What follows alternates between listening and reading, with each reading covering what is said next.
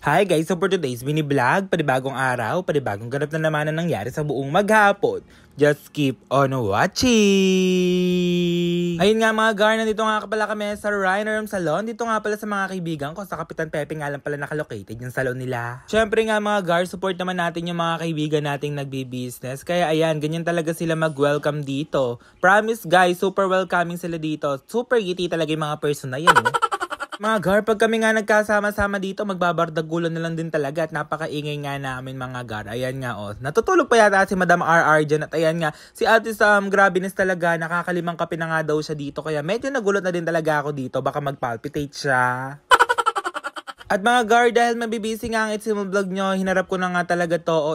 Pinaayos ko na nga talaga yung buhok ni mama dito at sabi ko, papakilayan ko nga siya. At ayan nga mga gar, gusto nga niya magpa-color. Sabi ni Ate RR, wag na daw. Kasi nga guys, magdadry nga daw yung buhok niya. Mahusay nga talaga si Madam RR dyan. Alam na alam nga niya kung paano nga talaga yung gagawin. Ayan nga mga gar, magpapakolor nga lang siya sa ka-treatment. Magpapakili na nga din talaga ang person dito. Naaalala ko nga yung lola ko. Sabi nga niya, pakulayan na nga daw siya. Pakilayan nga pala siya. Kaso nga guys, wala na nga siya. Ayan nga mga gar, si mama na nga yung natuloy dito. Ayan nga, sinecheck na nga ni Madam RR yung hair niya dito. At ayan nga, after how many days, how many months nga pala, nakabalik na nga din pala siya dito sa Rhino Salon. Ayan nga pala si Madam RR. Grabe naman talaga si Madam na yan, no? Ayan, no? Babalawan muna hair natin dito. Si hair pala ni Mama bago nga pala kulayan. Mga gar, feel na feel din talaga ni Mama dyan. Kasi nga, guys, minamasahe nga ni Madam yung hair o buhok ni Mama. O yung ulo pala, anit. Ano daw? Sige na, kayo na mag-decide mga gar kung ano nga talaga yon. Kaya ayan nga mga gar, kukulayan nga tayo ni Madam RR dito kasi nga guys, putiin nga talaga yung hair ng It'simo vlog nyo. Mga gar, dito nga pala talaga ako lagi nagpapakolor dahil napakahusay nga ni Madam RR dito. Pag nagpakolor nga talaga ako dito, hindi nga nagdadry yung hair ko. Meron kasi mga gar sa iba, nagtry ako, medyo nagdry talaga yung hair ko. Kaya dito kasi talaga mga gar, tiwalang tiwala ako at mga kaibigan ko rin naman mga ito.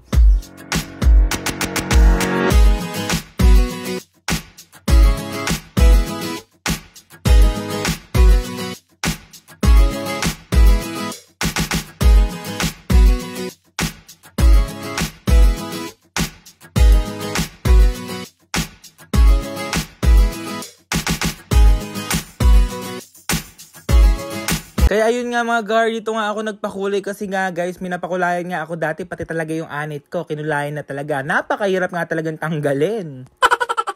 Ayun nga pala si Ate Sam, grabe nga pala yung pag-glow up ni Ate Sam na yan. Grabe din talaga paghiyang sa jowa. Ayun nga mga gar, medyo medium brown nga pala yung ikukulay sa buhok ng nanay ko. At ayan, babanlawan na nga pala ako dito kasi nga guys, after 30 minutes yata, 20 minutes, nakalimutan ko na nga pala ko ilang minutes nga pala ako nagbabad dito. Nagbabad na daw? Mahusay din talaga magbanlaw yan mga gar kasi nga guys, minamasahe nga din talaga yung pinakaulo nyo dyan mga gar. Kaya nakaka-relax din talaga, parang head massage nga pala yung atake ni Madam Sam dyan. Kaya ayan nga mga gar, masyado na lang talaga. Nakakatawa nga guys kasi nga guys, nakulayan na nga tayo after how many months? Paano naman kasi mga gar, napaka-busy na lang talaga ng person dito for today's video, hindi na talaga magawa mag-pamper day. Ayun nga mga gar, bebe time nga si Madam RR dyan, ayun nga pala nasa likuran ko. At nilagyan na nga pala ng mist yung hair ko dyan, malakakalambot nga pala ng hair yan, favorite ko nga pala yan. At syempre, blinower na nga pala yung buhok ko dito kasi nga guys, syempre, para hindi mag-dry, matuyo na siya agad. At kung makikita nyo nga mga gar, si mama nga pala, feel na naman din talaga kasi nga guys, minamasahe na naman talaga yung hair niya dyan. At abangan nyo nga pala, kikilayan nga din pala si mama dyan. Grabe, na-excite ako kasi nga guys, wala siyang kilay.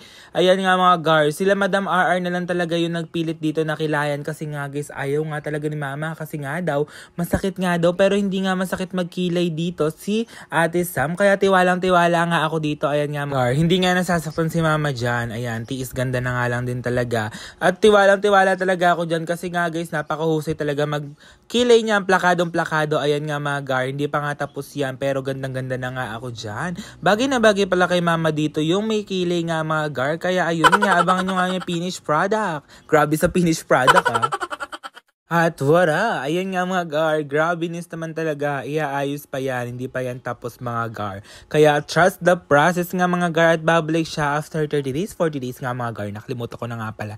At ayan nga mga gar, nakakatuwa nga dahil napakaganda na talaga ng kilay ni mama dyan, bagay na bagay. Feel na din talaga ng person dito for today's video, bagay na bagay talaga at nakakatuwa nga guys dahil napakilayan ko na nga siya, ilang pilit pa ba to, buti na lang din talaga pumayag nga siya ngayon, nakakatuwa nga guys.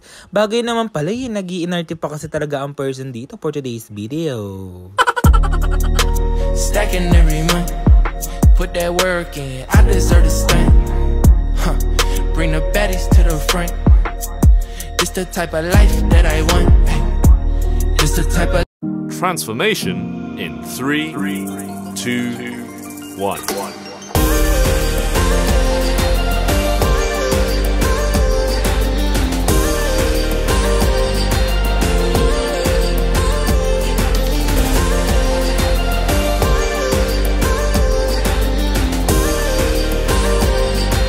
Kaya ayan nga mga gar, napakaganda nga talaga ng resulta dito at nagpaalam na nga ako dito kila Madam RR, kila Ate Sam. Ayan nga pala, thank you so much sa Ryan Rem Salon.